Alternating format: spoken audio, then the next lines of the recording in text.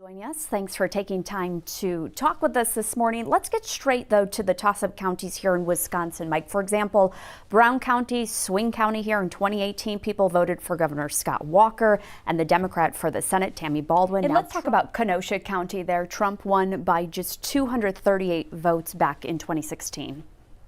He did. You said, quote, the turbulence we are going to see following this election is likely another wake-up call for our country. Can you elaborate on that? It's lake effect snow, so they're snow bands, so they come and go, and you know, about 20 minutes ago there was nothing. Now you can see whiteout conditions, the wind, the snow is just pounding. So that is lake effect snow here in Northeast Ohio. But like I said, on Sunday we're expected to get an actual snow system, so that's just going to produce more snow. But yes, as you can see here, whiteout conditions, and it just keeps on falling. All right. And he's having to clean up the camera. I know. Because we can't even see you like guys. Every 30 seconds it's needed. All right, Alyson, great work there. Thanks again. New information regarding the incident where Wisconsin Congressman Derek Van Orden accused a pro-Palestinian protester of assaulting him. There's a very high level of energy. Supporters here tell me they still feel good about the evening, but some are saying that they do expect this to be a tight race. This is nothing unexpected. Of course, those latest polls in the governor's race showing this is a dead heat. Tuesday's Wisconsin delegate breakfast tied into the DNC's Day 2 theme, A Bold Vision for America's Future.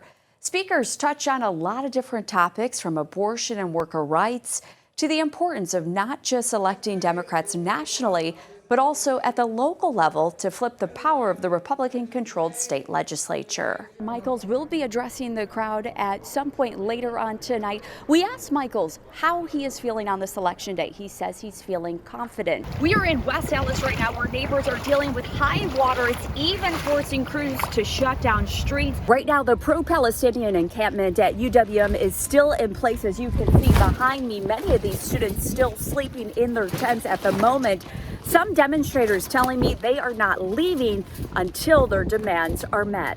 Tonight, voters are also deciding on millions of dollars in school referendums across our state. Shannon King works with at-risk teens, many who have an excessive criminal history in Wisconsin. Her goal, finding them jobs and keeping them off the streets. On Tuesday evenings, you'll find Shannon King at St. Charles Youth and Family Services. She is busy doing last-minute preps before students arrive. We're talking about driving and the dangers of driving reckless. We also talk about crime prevention and suicide prevention, healthy relationships and cursive writing and things of that nature. Entrepreneurship is a big one too. My number one is job readiness, because I make sure the children get a job within 45 days. That's my goal.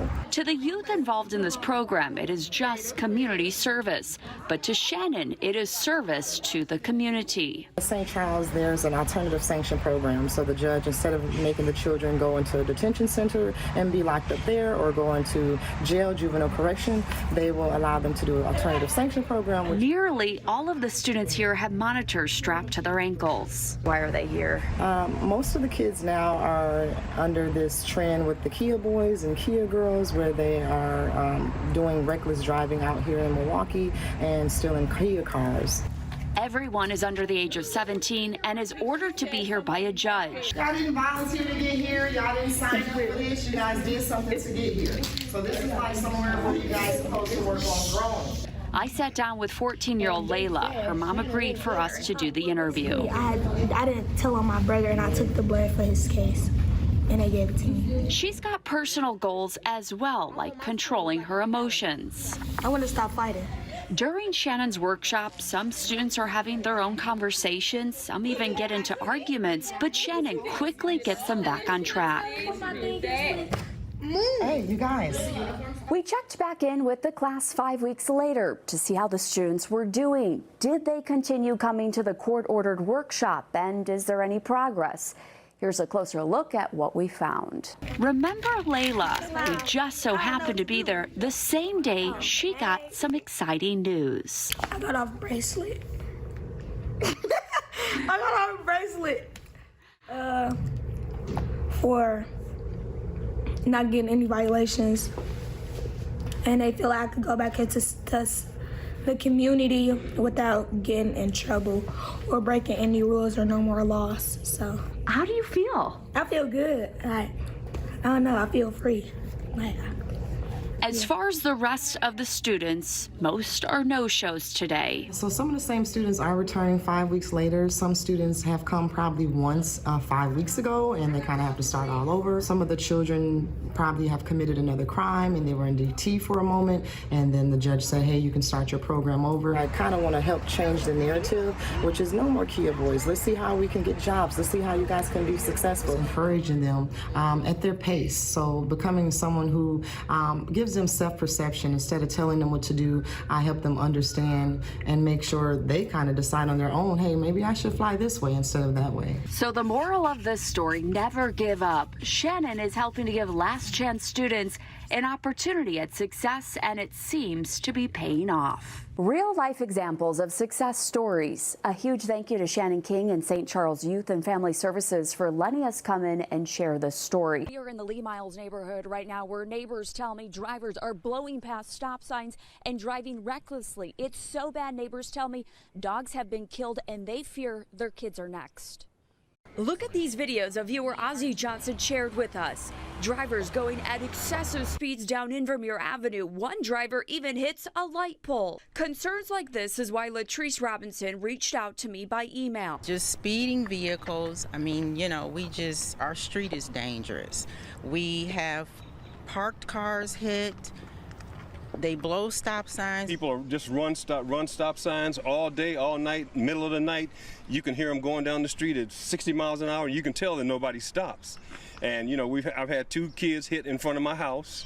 A dozen stop signs stand on Invermere Avenue between East 169th and East 190th, and yet some drivers clearly aren't obeying the law. Even while covering this story, we spotted several drivers who failed to stop. And neighbors say it's been going on far too long. How long have you been fighting this? At least 35 years, maybe more. How can Cleveland 19 help you all? Bringing it to the city's attention that we need help out here. What do you want answered? Where are the police? Where's the city? Want our streets safe again. In Sashel right now, as we speak, several Wisconsinites are on their way to help with the aftermath. We Energy's just announcing in the past hour that they're sending crews south just to be on standby. Meanwhile, our national reporter Evan Koslov is tracking the latest on how Florida is preparing for what could be a historic storm. Evan, thank you. We appreciate it. Don't forget you can get up-to-the-minute updates on that hurricane right now on the Free Spectrum News app.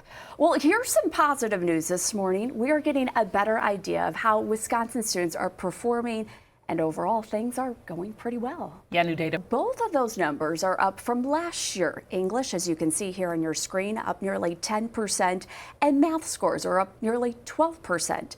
One of the main reasons for the better numbers, a change to the Wisconsin academic standards. I'm Alyson Bruner. Hope you are doing well. We are now less than 4 weeks out from the general election, if you are counting 26 days to be exact. The issue stems from Denny's decision on Sunday to move an absentee ballot box that was sitting outside of City Hall.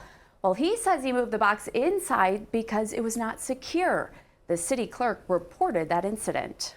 And just into our newsroom, a Marquette Law School poll showing Vice President Kamala Harris and former President Donald Trump are still in a tight race right here in Wisconsin.